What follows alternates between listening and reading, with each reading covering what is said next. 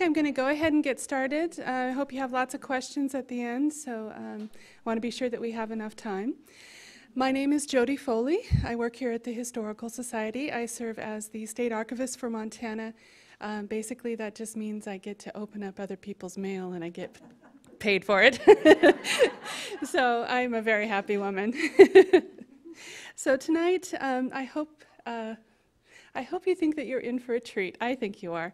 The person I'm going to be talking about, Mary Gleim, is one of the most charismatic, violent, interesting women I came across in a lot of the research that I've done over the years. So I hope you will enjoy it. Okay, do I need to tick it up a notch? Is that better? Okay. We also have some hearing devices up front. Is there anyone who needs one of those? I can bring it to you. Are you going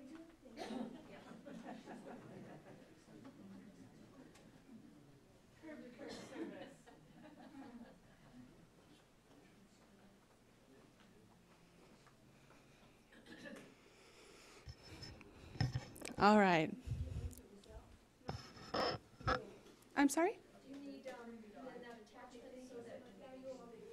No, it's wired in. All she has to do is turn it on. We're good.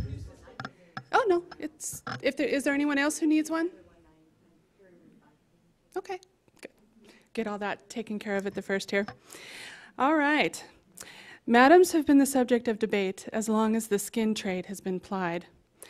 Questions about the character of the women, the reasons they come to the life, and the forces that keep them there have been debated at length. Historians studying the American West have likewise asked these questions, and each new generation of historian answers them differently. Early histories of the American West portray madams as queens, holding court over a romanticized world of swinging saloon doors, swishing skirts, player pianos, and flying whiskey bottles. She is the harlot with the heart of gold, making the best of a sordid life with a smile and a drink for any man who comes her way. For a price, of course, but what's a girl to do? Early 20th century writings provide a more sinister perspective. Skulking through the shrouded underworld of what was dubbed the white slave trade, the madam's world here is defined by addiction, depravity, and violence. Here the madam is the villain. Once a victim herself, and now jaded, she joins unscrupulous men in luring innocent young women to their doom. She is both evil and tragic, a willing dupe to the greed and lusts of men. Her life is used as a cautionary tale to control a generation of women who are becoming quickly disillusioned with the confines of traditional female roles. With social historians of the late 20th century and then gender historians to follow, the madam becomes a sexual maverick or a savvy entrepreneur. She is a vital cog in the fledgling cultural and financial machine that drove Western boom towns. By this explanation, poor, uneducated, or abandoned women came to the trade looking for a way to make a great deal of money fast, just like their male counterparts. In all but a few cases, their dreams were thwarted by addiction to alcohol and drugs, or the brutal relationships they formed with patrons and with each other. Most were ultimately consumed by the predatory underworld in which they chose to inhabit. And this, of course, is Chicago Joe, just as an example of the kind of woman I'm talking about in this section. Just very savvy businesswomen, and of course, some really great history has been written about her, such as No Step Backward. Whichever interpretation is preferred, the lives of madams were most often nasty, brutish, and short. In some cases, this phrase also describes the women themselves. At 5'6" and 170 pounds, Mary Gleim was not particularly short, but she epitomized those other two qualities. From her arrival in Missoula in 1888 until her death in 1914, Mary reigned with economic and pugilistic force over the brothels and saloons of the Garden City's legal underworld, which was located on West Front Street. As is the case with most sporting women, little is really known about Mary's early life. We know that she was born Mary Gleason in Ireland in 1845 at the height of the potato famine. We know that she claimed her father Thomas was an Irish squire or a non-royal landowner. She immigrated to the United States sometime around 1871 and reportedly lived in New York, San Francisco, and St. Louis in her early years. It's in St. Louis that she amassed a sizable fortune, presumably through the skin trade, but also as a result of a profitable marriage. John Edgar Gleim was a man of some wealth and reportedly little brain, which made him a perfect mate for the ambitious Miss Gleason. He came from a respectable upper-middle-class family, but was addicted to the sporting life. Gambling and alcohol threatened to cut short both his wealth and his unremarkable days on earth. Ms. Gleason stepped in, and once the couple married, she took charge of the family fortune. In 1888, she insisted that the happy couple leave St. Louis and join the opportunists going to the goldfields of Alaska. Twice the couple tried to cross the Canadian border. Twice they were refused entry. Perhaps Mary's reputation as a notorious diamond smuggler had something to do with that. It's rumored that her picture was actually part of the Rogues Gallery, which is that lineup of New York City's most infamous felons. In one of Mary's many court appearances, she was asked about the image and whether it actually exists. She replied, "No, but if there was such a picture, it'd be a damn good one." And just as an aside, I've never been able to find a picture of this woman from the family, from the Rogues Gallery, nowhere. I'd love to have a picture of her, so any of you, let me know. With the doors to Alaskan riches closed, Mary and her spouse needed a new home. Mary's reasons for choosing Missoula as a home base are unknown. It is probable, however, that the community's burgeoning trade opportunities, the newly arrived Northern Pacific Railroad, and the large number of unattached young men had something to do with it. Missoula in the early 1880s was awash in bachelors, looking for quick riches and enjoying their freedom. Businesses grew to meet the needs of these young men, including bordellos, dance halls, gaming establishments, and saloons. As was true for most Western towns, Missoula's city fathers tolerated these enterprises as long as they remained within the restricted district. Again, for Missoula, it's the West Front area and Main Street. So basically all along here, all through here, and then a few in the alleyways here. And everyone knows where this is, right? This is the corner of Higgins. This is where the Florence Hotel is, and the Wilma is up over here. Missoula was also an important trade hub for legitimate and not so legitimate business people. In fact, there was a nefarious northern trade route said to crisscross the West in the late 19th century, which extended from Denver to British Columbia. The Montana segment ran from Billings over to Butte, up to Missoula, up to Thompson Falls, and then on into Alberta. The merchandise here include diamonds, lace, opium, and humans, particularly Chinese laborers and women of the flesh trade. With these facts no doubt in mind, the Gleims made Missoula their home in 1888. Mrs. Gleim quickly set to building her clientele. Under the thin veneer of selling excess furnishings, and yes, the pun was intended, Mary made a plug for her first women's boarding house in the Missoula Gazette, May 19, 1889. Mrs. M. Gleim begs to inform the public that she has returned from Chicago with 2 carloads of the newest and latest styles in furniture. Having more than she requires for her new lodging house, she will sell bedroom sets at cost price. Don't forget to call it the new Big Red house on Main Street. No reasonable offer will be refused. I think Mary is talking about more than furniture there.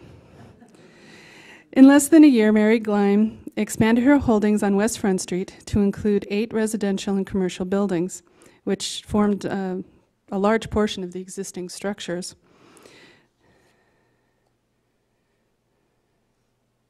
This is one of her buildings. Actually, there's 2 buildings in Missoula that have been put on the historic register and have signs out front. This one was really sort of her business operation house. This is where all the money went through. But there was also, you can kind of see the structure. This is really traditional for bordellos that were in the cities, where you have one section here and one section here. This is the bar and saloon, and this is where the ladies were, because they weren't supposed to commingle.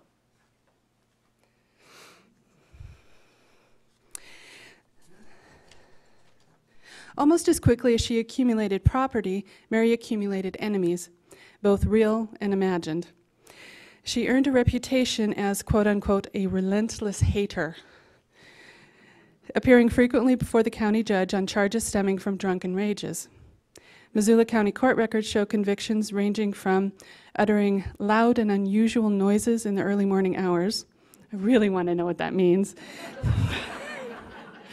Or maybe I don't, I'm not sure. To various verbal and physical assault cases. Since her victims were often unwilling to run to the police, it can be assumed that these court appearances reflect only the most severe attacks. In addition to criminal court cases, Ms. Gleim was also a frequent participant in civil court. These disputes often involved Mary's refusal to pay various contractors for work done on her houses. In 1893 alone, Mary Gleim was sued 10 times for back wages. Ironically, this included her lawyers. Mary usually lost and was forced to pay the wages plus court costs, often tripling her out-of-pocket expenses because of her intransigence. Mary's lack of control and seemingly boundless rage extended beyond her financial interests. And this is actually my favorite story of all of this. In January of 1892, Mother Gleim, as she was facetiously called, was convicted of physically assaulting 2 Catholic priests. I mean, if there's a way to go straight to hell, that's got to be it. On a drunken whim, Ms. Gleim took it upon herself to advise the priests concerning their clerical duties. During the course of her ecclesiastical instruction, Mary tore the frocks of Father J. Neal and Brother Pascal Magazzini and destroyed several pieces of furniture. When the priests refused to defend themselves, being pacifists, Ms. Gleim stormed out of the rectory and into a waiting carriage. There she vented her frustration by pummeling her driver. This escapade resulted in 3 assault charges, 2 for the priests and 1 for the hack driver. In her defense, Mary stated, "I called on the imitation priests. I don't believe there are any genuine priests in this country," and asked for candles for the McCormick child. This follows the Catholic custom of placing ecclesiastical lights in a house of mourning. Mother Gleim further stated that she voiced her opinions in Latin, but when the priests had not responded, she told them they ought to learn the language where Romulus and Remus were suckled by the wolf on the banks of the Yellow Tiber. She had a flair. Disgusted with their ignorance, Mary claims she attempted to leave and tripped, grabbing the father's robes to save both of them on her way down to save herself a fall. The prosecution argued that the opinionated Ms. Gleim had in fact attempted to defrock the clergymen, as she believed they were not fit to wear such holy raiment. The court found Mother guilty and fined her $50. Her disrespect for the court cost her a great deal more than that basic fine, however. For each of the charges against her, Ms. Gleim refused to appear for her appointed court dates, contradicted her lawyers by calling for a trial when she had already pled guilty, and neglecting to show up for sentencing altogether. In total, fines, forfeited bonds, and delays cost Mary over $700. Such high fines did not seem to dissuade the lady from further tirades, however. Just 2 weeks after she attacked the priests, Mary appeared before the court on another assault case, this time for breaking a beer bottle over the head of a respected local businessman. Mary showed complete disregard for the court by using the witness stand, as a forum to vent her opinions of the legal profession and all those who are out to destroy her. Missoula Gazette, February 17, 1892, quote, "The woman hardly opened her mouth yesterday without applying vile epithets to the court, the prosecuting attorney, and some of the witnesses. When this was resented by the prosecuting attorney, Ms. Gleim squared herself up at him and dared him to do anything about it. The affair looked more like an incipient prize fight than a proceedings before the court." Mother Gleim's performance here earned her 2 counts of contempt. One count was cleared when the attorney gave his personal promise that it wouldn't occur again. Of course it did. And Mary was fined an additional $50 on top of all the other court costs. Throughout her numerous court appearances, Ms. Gleim and her lawyers proved adept at keeping her out of jail. In addition, Mary was a talented dissembler. When asked about an encounter with a doctor in a Front Street saloon, Mary blatantly refused to cooperate. This is going to be a series of questions that were part of a transcript testimony given to the Supreme Court. September 1895. Question. Walking along Higgins Avenue not long ago, didn't you meet a young gentleman and run him through a saloon? Answer. I've never seen a gentleman in a saloon. Question. A man then? Answer. A man is not a gentleman who will insult a lady. Question. Didn't you go into the Last Chance Saloon when you were drunk and drive Dr. Hansen out of there when he was trying to see a patient? Answer. Oh, that man was already dead. I told Hansen he was no doctor and that he should be sweeping out drugstores instead. So this sort of banter would go on until the lawyer lost his train of thought, as you can imagine, or Mother became enraged. For while she was skillful at redirecting the conversation, she could also be an easy mark for a lawyer who knew how to draw out her infamous ego. Question. Don't you get drunk and get into fights? Answer. No, I never go outside my door to hunt a fight. Question. Didn't you have a fight with Big Bertha out on the street and she whipped you? Answer. No, and she didn't whip me. Mary's arrogant disregard for the law is revealed time and again. Just one more example. After a hard-fought perjury conviction was overturned, this is the State versus Gleim, 1892, Mother went on a celebratory romp through the district.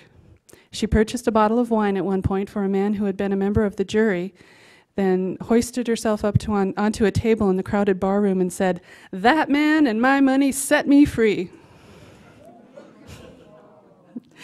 Despite her outrageous behavior, Mary's money bought talented lawyers who were able for a time to keep her out of jail. Eventually, however, Ms. Gleim's contempt for the law and for her fellow man caught her in a snare from which she could not bully or buy her way out.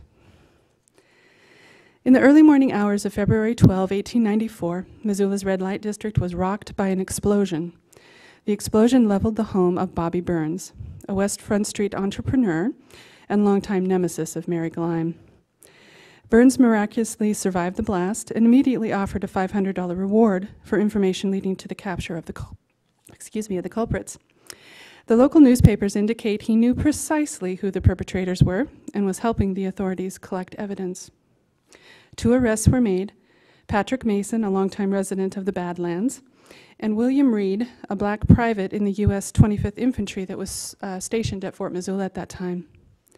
Mason was held without bond. Reed, however, was later released as his role in the case was found to be smaller than first thought. He, in fact, became a key witness for the prosecution. It was not until August of that year that the case moved into trial and the full details of the conspiracy were revealed. Mary Gleim was accused of orchestrating the plot to kill Burns, despite the fact that at the time of the explosion, she was conveniently in San Francisco looking after financial holdings. Mother was brought into custody and held until bond could be secured. She requested that a wealthy Missoula attorney sign as her bondsman. The judge reminded that attorney that he was practicing before the district court and would be held in contempt and severely fined if he signed a bond, so he didn't. With no bondsman in sight, Mary was forced to remain in custody until the trial. Despite this setback, the ever-resourceful Ms. Gleim kept herself occupied. The local papers noted that Mary entered the jail with enough booze to keep her happy for days. Upon consuming her libations, Mary spent the first evening venting her spleen on the only other resident in the jail, a poor woman who would be transferred to the state penitentiary the next day. After spending that charming evening with Mother Gleim, the woman was probably more than happy to be on her way to quieter accommodations in Deer Lodge. In the meantime, Ms. Gleim used her wealth to secure good counsel for her co-defendant, Patrick Mason was, according to the Missoulian, throughout his trial surrounded and defended by some of the brightest legal talent in the state. Despite his legal dream team, however, Mason was convicted and received the maximum sentence, which was 14 years. He was swiftly escorted to the state prison in Deer Lodge, despite the protest of his counsel. The judge ruled that the Missoula County Jail was not a safe place for a man like Mason. I think he probably meant he wasn't safe from Mary's wrath. Gleim's lawyers prepared for her trial with this conviction of her accomplice already on the books. But her legal representation was also impressive, including Judge Newton W. McConnell of Helena and Joseph K. Wood of Missoula. The team set about to build the kind of legal web that Mary had successfully used in the past. They first requested that Mother Gleim be released on her own recognizance, as her considerable girth made it impossible for her to hide. I think they're getting their pokes in where they can at her. All three requests were denied, and the trial was set for Friday, February 8th, 1894. With a small army of witnesses, the prosecution easily established the connection between Mason and Gleim. Unfortunately for Mary, she had never been very careful about how loudly she expressed her opinions of Burns or what might be done to remove him. Several prostitutes and former employees testified about threats and plotting that they had overheard between Mason and Gleim, including discussions of poisoning Burns's sugar and what the effects of that would be. The most damning evidence came from William Reed, the black soldier arrested with Mason. Under oath, he testified that Mason had confessed all the particulars of the murder plot to him while they shared a Missoula County jail cell. Ironically, the final blow to Mary Gleim's case, came from the lady herself. Mother was called as the final witness for the defense. But rather than making a good show of character, or pleading her innocence even, she ranted on about the conspiracy that kept her on the wrong side of the law. Needless to say, she did not make a good impression on the jury. September 14, 1894, Mary Gleim was found guilty. The following day, she was sentenced to serve 14 years at the state penitentiary in Deer Lodge. Given her infamous bad humor, observers believed Mary would lose her composure and explode during the sentencing. Instead, she could not even be moved to make a statement on her behalf. When all around her gasped at the severity of the sentence, she remained glacially calm. Although it's impossible to know what was going on in her mind, it's unlikely she was looking forward to a stay in the Deer Lodge Hotel. But perhaps her pride would not allow her to give the court the satisfaction of an emotional outburst. Perhaps she had another card to play.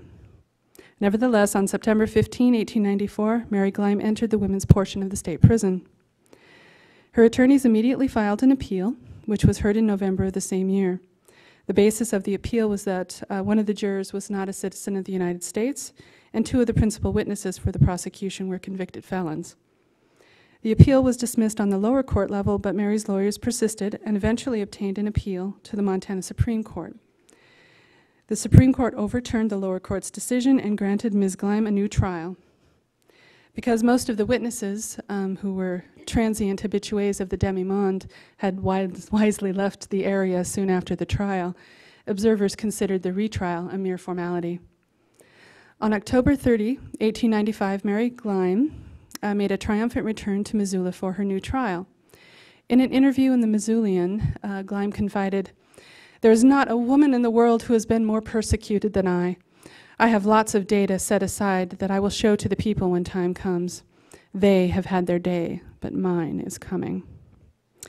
When asked about her upcoming trial, Mary coldly remarked, "I have no fear of the results of a new trial. Two of the witnesses who were hired to swear against me have committed suicide, and God only knows where the rest are." Indeed, I think she probably did. Mary's new counsel, Edwin W. Toole of Helena, was successful in reducing the bond from $15,000 to $7,000. Mary promptly paid this amount and was released.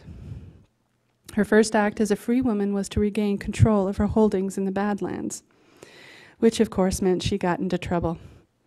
She brutally attacked one of her tenants, a woman by the name of French Emma, nearly killing the woman. When French Emma made her court appearance 2 weeks after the attack, the Daily Missoulian noted, "She resembled a high piece of decorative art. her eyes black and swollen with a deep brown-colored oil painting covering the side of her face. One of her hands was badly lacerated, said to have been done by Mrs. Gleim's teeth. During the trial, Mary testified that she had an argument with Emma, and during that altercation, a knife had fallen out of the petite woman's dress, a knife which Mary believed Emma meant to use to kill her. Mary further believed that the visit was part of a plot cooked up by Bobby Burns to get rid of her once and for all. According to Mary, then, the reason for this vicious beating of this very petite woman, whom she had already gotten the knife away from, was self-defense. On March 1st, 1895, Ms. Gleim was found guilty of assault, fined $250, and paying $350 in attorney's fees. A few days later, an ominous ad was published in the Missoulian. French Billy, James Hayes, and a score of others who testified against Mrs. Gleim will please change their Front Street address. Yikes. A request that was promptly heeded, no doubt. But she put it in the newspaper. That just kills me. In the meantime, her retrial took a more positive turn, for Mary at least, when Robert Burns, the only remaining material witness in the attempted murder case, died of a heart attack. On May 23, 1895, the state dropped its case. Mary was free. For about 8 months, Mary managed to behave, but sobriety and self-control proved too much for the lady.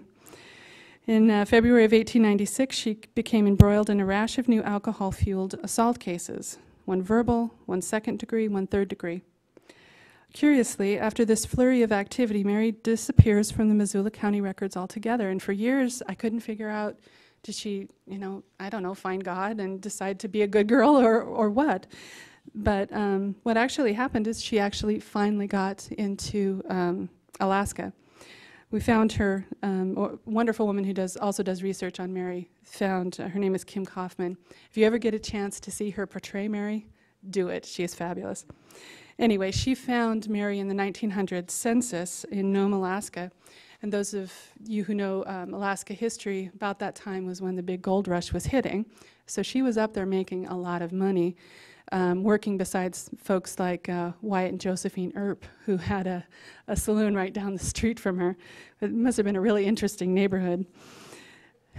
Mary does seem to have kept out of trouble overall in Alaska, but eventually she's drawn back to Montana to deal with business issues. Apparently someone was encroaching on Mary's holdings and she took it personally. In 1905, she is indicted as a co-defendant in an assault with intent to kill case. In this instance, mother and 2 men are accused of entering the home of C.A. Clayton and cruelly, maliciously, wantonly, unlawfully hitting, hammering, and striking him over the shoulders, in the face, and on the head. Mary once again claims self-defense. 3 of them, they entered his house. It's just self-defense, yeah, okay. The jury found Mary and her co-defendant not guilty, surprisingly. But I don't know how she does this, I really don't. But our heroine, at the age of 60, faced the possibility of a second prison term.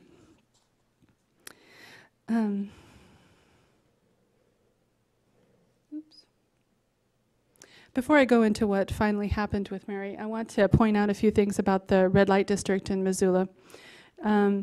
As you've heard, she came to the district in the 1880s, and by the 10s and 12s, about this time period, she's no longer a force. And part of the reason for that, if you look at the map here, is that the district was changing. And I'm going to go ahead and move over here and tell me if you can't hear me. But you'll notice that you've got the same buildings, and most of these are actually Mary's, these big buildings that are actually the bordello types with the saloons on one side and the women on the other. But then you also see all of these really small little places, and those are called cribs. And what's happening at this time period is the days of the bordellos are fading, and the days of the single proprietor, we'll say, are coming forward, where the women are actually they're having their own little businesses, and they're no longer dependent on the madams.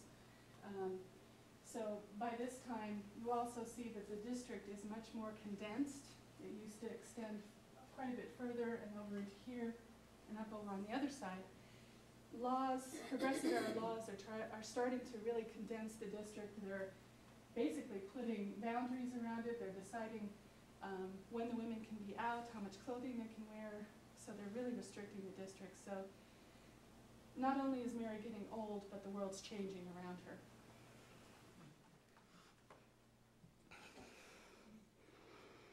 The last case that I talked about is really Mary's last brush with the law. On February 22nd, 1914, the Missoulian reported, front page news no less, that Mary Gleason Gleim, former Queen of the Badlands, had died of influenza.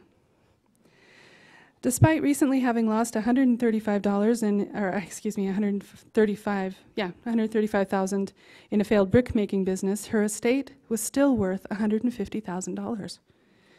She died without a will, leaving a niece and a nephew to dig their way through her diverse assets, holdings that included property in Missoula, St. Ignatius, Ronan, throughout Sanders County, in San Francisco, and Alaska.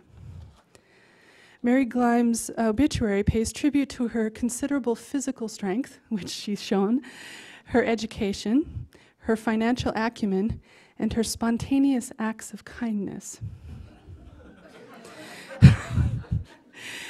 The latter reportedly includes paying educational and medical costs for some of her girls. The medical costs, she probably inflicted part of the problem, but I don't know that for sure. And taking care of her nephew, Benny. She's also credited with making the sentimental request that her tombstone face the railroad so all the boys could wave goodbye. She left no will, of course, but so this can't be substantiated. Court records do contain a request from her niece and her nephew requesting that money be released, enough of it be released from the estate to purchase a suitable tombstone. And there it is. What you'll notice from this is you can see this is a normal size tombstone here. It's huge. So it's suitable, I guess. What you'll also see is that all of the tombstones are facing the other direction. So she's at odds with everyone around her, apropos. She also, it is facing the railroad, but part of that may be because it's so big it wouldn't fit in the plot, so they may have had to turn it that way, but I like to think it's more because she wanted the boys to say goodbye. The depiction of Mary in her obituary, and that revealed through her extensive court record, they really contradict each other.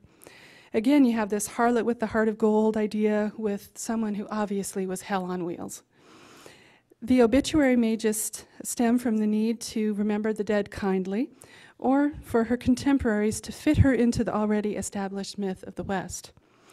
The court records reveal a woman consumed by rage, constantly seeking revenge. For those caught in the whirlwind of her temper, she was arrogant, paranoid, and cruel. For her family and a select few, she may have been a very fierce guardian. We just don't know. Perhaps Mary's story shows us that the true nature of madams and the women that they employed lies somewhere between the boundaries of historians' theories and county and community tales. Perhaps they're all of the above.